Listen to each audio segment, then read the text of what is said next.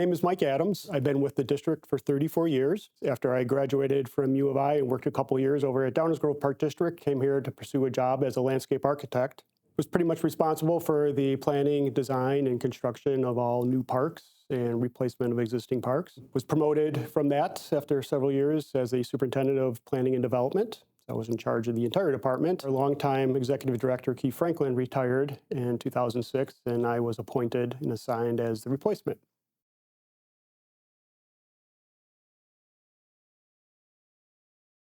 Yeah, it's actually a neat concept. Woodridge obviously is a little bit unique to some of our neighboring towns like Lamont and Downers Grove and Naperville that have a traditional downtown area with train tracks that go through it, and everything kind of has developed outside of from those train areas. Since we didn't have that in Woodridge, some of the earlier grandfathers of Woodridge, specifically the landholders here in the Woodridge Town Center area, had a unique concept to get together and create basically a consortium of the owners and to develop a comprehensive plan to give Woodridge an identity going forward. So rather than have individual owners selling to individual developers, they decided the best approach to give Woodridge that identity and the best planning model for the future was to get together, combine their resources, and package their properties together that they could then develop a plan.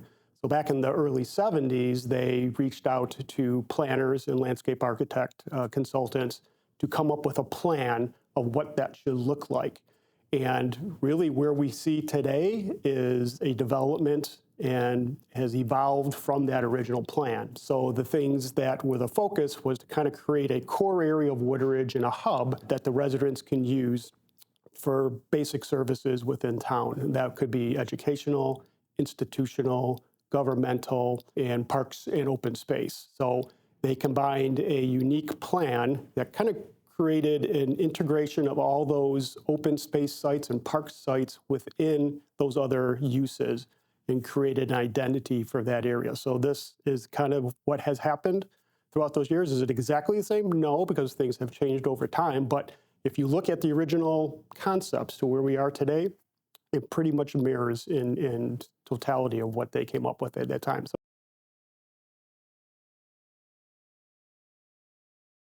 So the Greens, we know the Green Farm, the Forest Preserve was part of that, Bill Green, and Herb Nadelhofer was a big landholder here. He was, I think, the driver of that consortium at the time. And then there were individual smaller owners. But they developed that and reached out to a development called the Rossmore Development Group.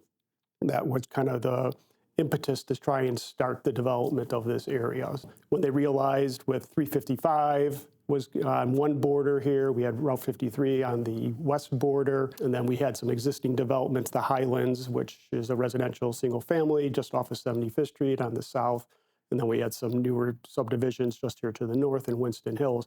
That kind of created the borders for the Woodridge Town Center area, knowing that access off of 355 in the future, when that Expressway became into development, was going to be a critical component to Woodridge. So they really had some, far thought processes of what this town center could look like back in the day.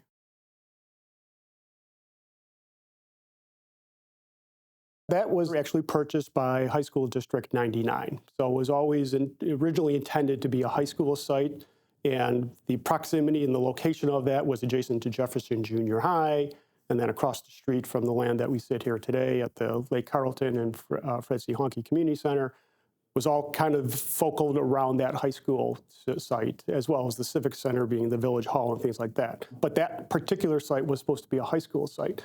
We identified it early in the 1970s with our first master plan that we did. Again, we were originated and came to establish in 1969. And so the first part of the board at that time was to come up with a master plan for parks and recreation for the community.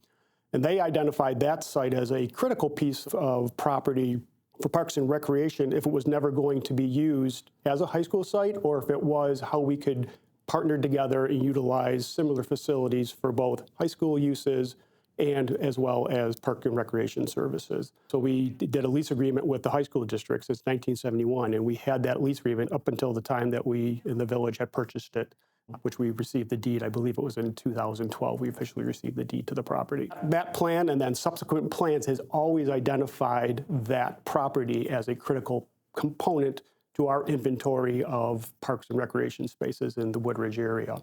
Back in early 2000s, in 2005 area, when the high school district decided that they no longer wanted to pursue that, the high school district decided, you know what, they can sell that property, use those funds for their existing facilities. We identified that in conjunction with the village as being our crown jewel of property within our town center area, to preserve it for open space, community park use, and public grounds. So that's how we became involved back in that time frame, about 14 years ago, and acquired that property because we needed the resources together financially to do that, and we're able then to preserve it to now fulfill the dream of developing that into a community park balanced with improved natural management areas, and that's where we're at today.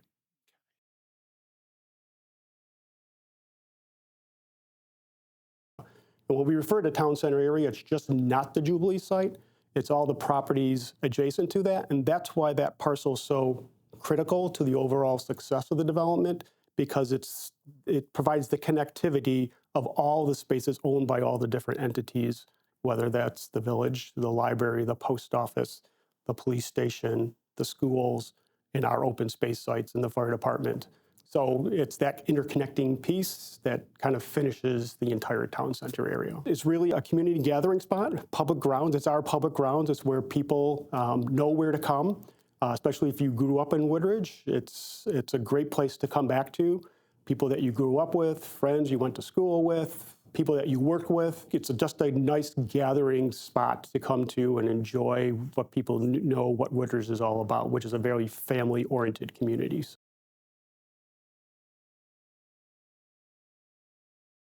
We have used it for numerous things of Parks and Recreation. Most people know it with our Jubilee special event there in the summer in June, which has been in existence since 1984. That's why people know it as the Jubilee site, and that's actually why we named it Jubilee Point Park, and has been really a great event for our community because it's like a reunion for everybody that grew up in Woodridge. It's a chance for everybody to come back, have a good time and enjoy the music and the beverages and food and the carnival and all that type of stuff that goes with a special event. It's a nice event because we don't charge.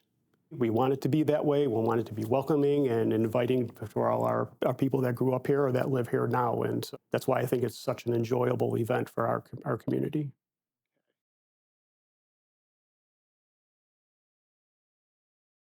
It was originally farmland. If you look back at the aerial photographs, it was just all farm property. There was really no natural areas other than maybe a small little sliver at the very west end, which was adjacent to a tributary creek that crossed Woodridge Drive into Hawthorne Hill Woods. Over the time, since the high school had district, they really didn't manage it. Per our lease agreement, we mowed the grass areas of it, but other than that, it was just left to develop as it was, which then, because of where the stream banks were going through the property and birds using those, then trees started developing, which is really what we call succession forestry or open woodlands. But it's not very desirable native type of habitat that has grown up there. It's very low quality woodlands.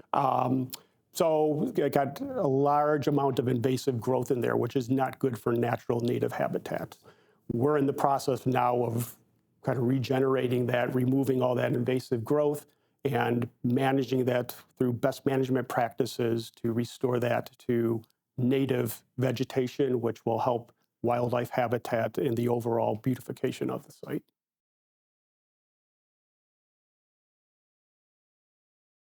To me, it's finally bringing everything to culmination, because that was what was set out by our grandfathers in the early 70s or the early development of the village.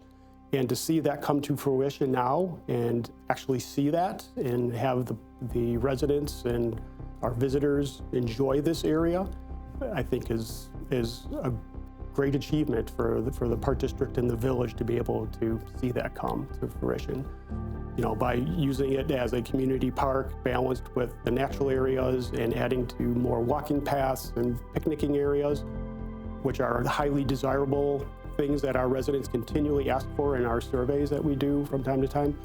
Bringing that all together in full circle is just a great opportunity for the future here.